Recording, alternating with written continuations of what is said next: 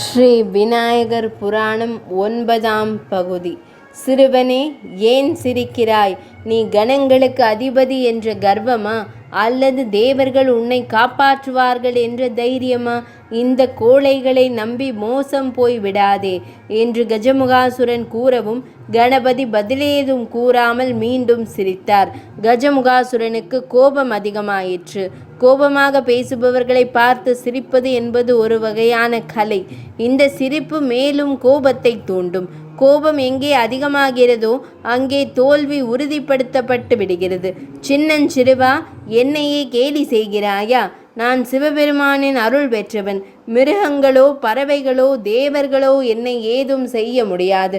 அந்த சிவனின் சக்தியை தவிர வேறு எதுவுமே என்னை அழிக்க முடியாது என்பதை அறியாமல் இந்த தேவர்களின் ஆயுதங்களை நம்பி வந்துவிட்டாய். நீ சிறுவனாய் இருப்பதால் மீண்டும் மன்னிக்கிறேன், போய்விடு என்று கர்ஜித்தார். கணபதி கலங்கவில்லை. இந்த கர்ஜனைக்கும் தனது களங்கமற்ற சிரிப்பினையே பதிலாக தந்தார் கணபதி. கோபம் உச்சியை தொட தன்னிடமிருந்த சில அம்புகளை கணபதியின் மீது எய்தான் கஜமுகன். கணபதி அவற்றை தன் கையில் இருந்த கதாயுதத்தால் தட்டியே நொறுக்கிவிட்டார். சூரனாகத்தான் இருக்கிறாய். இதோ இந்த நாகாஸ்திரத்திற்கு பதில் சொல். இந்த இந்திராஸ்திரத்திற்கு பதில் கூறு. இந்த வருணாஸ்திரத்திற்கு பதில் கூறு. இந்த வாயுவாஸ்திரம், நரசிம்மாஸ்திரம், பிரம்மாஸ்திரம் ஆகியவற்றிற்கும் பதில் கூறுவாய் என ஒவ்வொரு அஸ்திரமாக அனுப்பினான் கஜமுகன். அவை அனைத்துமே சிவஸ்வரூபரான கணபதியின் காலடியை தழுவி பாப விமோச்சனம் அடைந்தன. கஜமுகாசுரன் யோசிக்க ஆரம்பித்து விட்டான். வந்திருப்பவன் சிறுவன் என்றாலும் சாதாரணமானவன் அல்ல. அவனிடம் ஏதோ ஒரு சக்தி இருக்கிறது என்பதை அறிந்து, சிறுவனே, இந்த மாயவித்தை கண்டெல்லாம் நான் நடுங்கி விட மாட்டேன். யார் நீ? தைரியம் இருந்தால் சொல் என்றான். கஜமுகா, உனக்கு திருந்துவதற்கு ஒரு சந்தர்ப்பம் தருகிறேன். நீ என் தந்தையின் பக்தன் என்பதால் இவ்வளவு நேரமும் பொறுத்திருந்தேன். தேவர்களும் மனிதர்களும் பறவைகளும் மிருகங்களும் அம்பு முதலான ஆயுதங்களும் உன்னை அழிக்க முடியாது என்பது உண்மைதான். இந்த வரத்தையே என் தந்தையிடமிருந்து நீ பெற்றிருக்கிறாய். நான் சிவபுத்திரன். அவரது சக்தி, சிவனின் அம்சத்தால் உனக்கு அழிவு என்பதை மறந்து விட்டாயே. மேலும் நானும் மிருக வடிவனும் அல்ல, தேவனும் அல்ல, பறவையும் அல்ல, மனிதனும் அல்ல.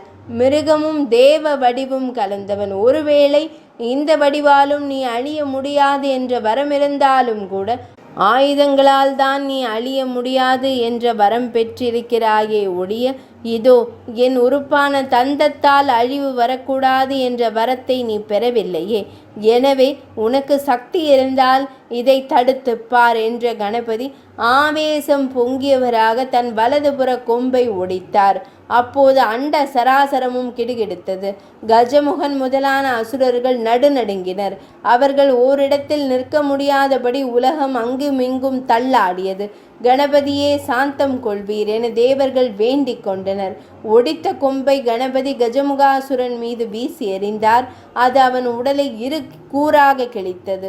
ஆனாலும் கணபதியின் தந்தம் பட்டதால் அவனுக்கு ஞானம் பிறந்தது. அது மீண்டும் அவரையே வந்து சேர்ந்து ஒடிந்த பகுதியில் ஒட்டி கொண்டது. என்னை மன்னிக்க வேண்டும் பெருமானே. தாங்கள் சிவாம்சம் என்பதை அறியாமல் தங்களுடன் மோதிவிட்டேன். எனக்கு முக்தி தர வேண்டும் என அவரது பாதங்களில் வந்து விழுந்தான். தனது பாதத்தை கஜமுகன் பற்றியதும் கணபதி அமைதியானார். கஜமுகனே, மனதில் அசுர குணங்களுடன் இறைவனை வழிபட்டு என்ன பலன்? நீ சிறந்த பக்தன்தான். ஆனால் கெட்ட குணங்கள் உன்னை ஆக்கிரமித்திருந்தன. என் நல்லாசியால் நீ ஞானம் பெற்றாய். பிளவுபட்ட உன் யானை முக உடல் இனி மூஞ்சூராக மாறும். நீயே எனக்கு வாகனமாக இருந்து என்னை உலகெங்கும் சுமந்து செல்வாய் என அருள் பாலித்தார். கஜமுகாசுரன் மிகுந்த மகிழ்ச்சி அடைந்தான். கணபதியின் வாகனமாகும் பாக்கியம் பெற்றமைக்காக அவருக்கு நன்றி தெரிவித்தான். கருணை கடலே, தங்களால் என் உயிரை எடுத்து நரகத்திற்கு அனுப்ப முடியும் என்றாலும் கூட அருள் எம்மை காத்தது. பகைவர்க்கும் அருளிய பரம்பொருளே, ஆதியந்தம் இல்லாதவரே, முதல்வரே, உம்மை வணங்குகிறேன் என அவர் முன்னால் தோப்பு கர்ணம் போட்டான். பின்னர் அவனை மூஞ்சூராக மாற்றிய கணபதி அதில் ஏறி தேவர்கள் புடைசூழ வடதீவிற்கு சென்றார். அங்கே திருமால் பாம்பாய் மாறி கிடந்தார். கணபதியின் பாதம் அங்கு பட்டதும் விமோசனம் பெற்று சுயரூபம் அடைந்தார் நாராயணர். மருமகனின் வெற்றியை பாராட்டினார். வந்த வேளை சுபமாக வந்த மகிழ்ச்சியில் அவர் வைகுந்தம் திரும்பினார். கணபதியை வணங்கிய தேவர்கள் இதுவரை கஜமுகாசுரனுக்கு போட்ட தோப்பு கர்ணத்தை தங்களுக்கு போடுகிறோம், இவ்வாறு செய்பவர்களுக்கு தாங்கள் அருள் செய்ய வேண்டும் என வேண்டிக் கொண்டனர். அப்படியே ஆகட்டும் என அருள் செய்த கணபதி தாய் தந்தையிடம் வெற்றி செய்தியை அறிவித்தார். அவர்கள் அவரை வாழ்த்தினர். இந்நேரத்தில் காஷ்யப முனிவரின் மனைவியான அதிதி தேவி விநாயகரை எண்ணி பூலோகத்தில் தவமிருந்து கொண்டிருந்தாள். விநாயக பெருமானே, தாம் எம் வயிற்றில் பிறக்க வேண்டும் என்பதே அவளது பிரார்த்தனையாக இருந்தது.